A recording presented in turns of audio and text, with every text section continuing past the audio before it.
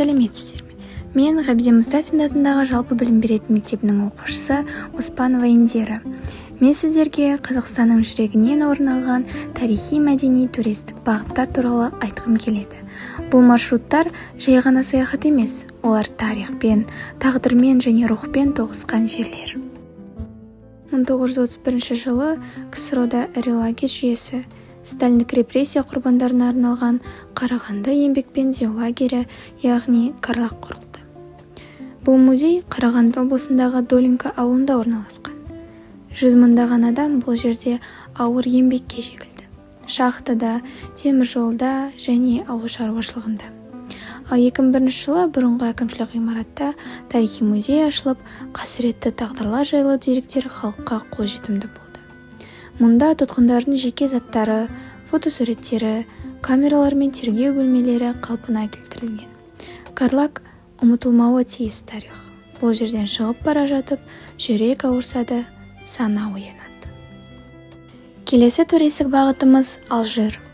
Бұл Қосшы қаласының маңында Астанадан 30 минуттық жерде орналасқан халық жауларының әйелдеріне арналған Ақмола лагері.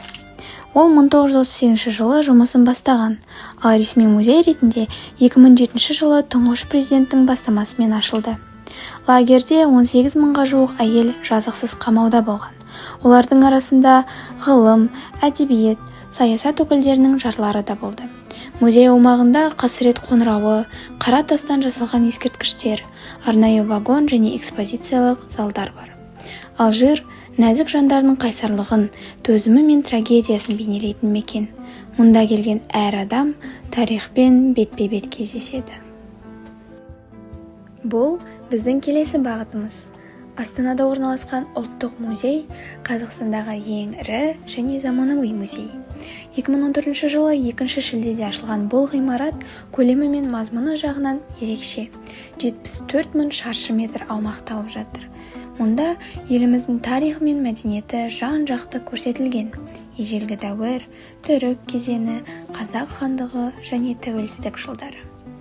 Алтын адам залы, заманауи өнер, этнография, цифрлық экспонаттар барлығы жаңа технологиямен ұсынылған. Музей сәулеті де ерекше, шыны мен мәрмәр үйлесімімен салынған. Ұлттық музей тек өткенді тану ғана емес, ұлттық болмысты сезіну. Біздің мектеп ұйымдастырған келесі әрі соңғы бағытымыз ежелгі Түркістанға сапар. Түркістан тек қала емес, бүтін бір өркениеттің бесігі. Қожа Ахмет Яссауи кесенесі ғасырлар бойы түркі халықтарының рухани тірегі болған киелі мекен. Әмір Темірдің өзі бұл ғажайып сәулетті 1397 жылы салуға бұйрық берген. Кесене ЮНЕСКО тізіміне енген, ал оның айналасы бүгін заманауи туристік орталыққа айналды. Мысалы, керуен сарай кешені, жағалау бойындағы амфитеатрлар мен ұлттық стильдегі нысандар көптеп салынып жатыр. Бүгінде Түркістан тек зиярат орны емес, жастарға арналған танымдық бағыт. Түркістан өткен мен болашақты жалғайтын алтын көпір. Бұл мекенге бір рет келген адам міндетті түрде қайта оралғысы келеді. Әр халықтың болашағы оның өткенін қаншалықты терең түсініп құрметтей алатындығына байланысты. Карлаг пен Алжир еркіндік пен әділеттіліктің құнын ұғынуға үйретеді. Ұлттық музей тамырымыздың қаншалықты тереңде жатқанын дәлелдейді.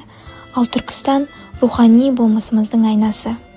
Осындай сапарлар тек экскурсия емес, бұл тарихи сана қалыптастыратын, патриоттық рухты оятатын тірі сабақ.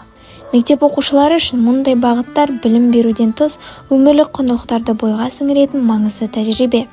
Өткенге құрмет, болашаққа берік қадам. Ал еліміздің тарихын көзбен көріп, жүрекпен сезіну нағыз азаматтық тәрбие.